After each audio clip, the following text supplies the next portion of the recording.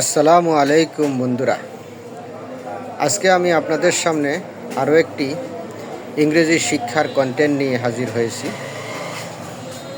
Video শুরুতে আমি বলতে চাই, যদি সত্যি আপনি ইংরেজিতে দক্ষ হতে চান, ইংরেজি ভাষাকে রপ্ত করতে চান, তাহলে আপনাকে অনেক পরিশ্রম তো করতেই হবে। প্রতিদিন কমপক্ষে সময় সুযোগ করে 1-2 ঘন্টা আপনাকে সুবোধ বালকের মতো ইংরেজির উপরে পড়ালেখা করতে হবে। যে কোনো কিছু শেখার জন্য, বোঝার জন্য এবং যে কোনো কিছুর উপরে এক্সপার্ট বা অভিজ্ঞ হওয়ার জন্য ওই কাজের প্রতি আন্তরিকতা ও ভালোবাসা প্রয়োজন। আপনি যদি ইংরেজি ভাষাকে রপ্ত করবেন, এটা আপনার অন্তরের ইচ্ছা হয়, তাহলে এই ভিডিও আপনার জন্য। যদি আপনি ইংরেজি শিখতে চান, প্রথমে আপনারা আমার ভিডিওর উপরে টাচ করে 1 থেকে 2 বার উপরের কন্টেন্টটি পড়ুন। এরপর আপনি ইচ্ছে করলে ভিডিওটা শুনতেও পারেন। যদি ভিডিও শুনে আপনার কাছে শিখতে সুবিধা হয়, তাহলে আপনি 2-1 বার ভিডিওটি দেখে শুনেন, অথবা কন্টেন্টটি পড়ে শিখতে পারেন। যদি সত্যিই আপনি ইংরেজি শেখার জন্য ইচ্ছা প্রকাশ করেন, প্রতিজ্ঞাবদ্ধ হয়ে থাকেন ইংরেজি শিখবেন, তাহলে মোবাইলটা হাতে নিয়ে একটা খাতা ও কলম নিয়ে বসেন। 2-1 বার ভিডিও দেখেন আর আমার লেখাগুলো পড়েন এবং খাতা কলমে লেখা শুরু করেন। এভাবে প্রতিদিন যখনই আমি ভিডিও দেব, আপনি আমার ভিডিওর উপরে সকাল বিকাল এভাবে ট্রাই করতে থাকবেন। প্রথম আপনার কাছে একটু কঠিন হতে পারে, কিন্তু আপনি ইংরেজিতে কথা বলেই ইংরেজ পণ্ডিতদেরকে দেখিয়ে দিতে পারবেন। অর্থাৎ যারা ইংরেজিতে কথা বলে, তাদের সাথে আপনিও ইংরেজিতে কথা বলতে পারবেন। 100% শিওর, গ্যারান্টি। আজকের ইংরেজি ও বাংলা ব্যাকরণ শিক্ষা পর্ব 2 আমরা শুরু করতেছি।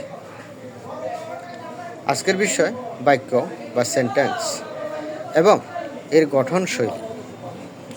কতগুলো শব্দ, ওয়ার্ডস যখন নির্দিষ্ট নিয়ম মেনে পাশাপাশি বসে মনের একটি সম্পূর্ণ ভাব প্রকাশ করে, তখন তাকে সেন্টেন্স বা বাক্য বলে। কিন্তু মনে রাখবেন, শব্দগুলো কেবল পাশাপাশি বসলেই বাক্য হয় না, তাদের একটি সঠিক ক্রম বা সিরিয়াল থাকতে হয়। এখানেই ইংরেজি ও বাংলা ভাষার মূল পার্থক্য। ইংরেজি বনাম বাংলা বাক্য গঠনের পার্থক্য। একজন বাঙালি শিক্ষার্থীর জন্য এটি সবচেয়ে গুরুত্বপূর্ণ অংশ। আমরা বাংলা বাক্য যেভাবে সাজাই, ইংরেজি বাক্য কিন্তু সেভাবে সাজানো হয় না। গঠনতন্ত্র বা স্ট্রাকচার। বাংলা বাক্য তৈরি করতে কর্তা, কর্ম, ক্রিয়া অর্থাৎ সাবজেক্ট, অবজেক্ট, ভার্ব ব্যবহার করি, এবং ইংরেজি বাক্য তৈরি করতে কর্তা, ক্রিয়া, কর্ম, সাবজেক্ট, ভার্ব, অবজেক্ট ব্যবহার করি। সহজ কথা, বাংলায় কাজ বা ক্রিয়া থাকে বাক্যের শেষে, কিন্তু ইংরেজিতে কাজ বা ভার্ব চলে আসে ঠিক মানুষের অর্থাৎ সাবজেক্টের পরেই। হাতে কলমে উদাহরণ ও বিশ্লেষণ। আসুন একটি ছোট বাক্যকে ব্যবচ্ছেদ করে দেখি। বাংলা বাক্য: আমি ভাত খাই। আমি হচ্ছে কর্তা, সাবজেক্ট, ভাত হচ্ছে কর্ম বা অবজেক্ট, খাই হচ্ছে ক্রিয়া বা ভার্ব। দেখুন, কাজ সবার শেষে। ইংরেজি বাক্য: আই ইট রাইস।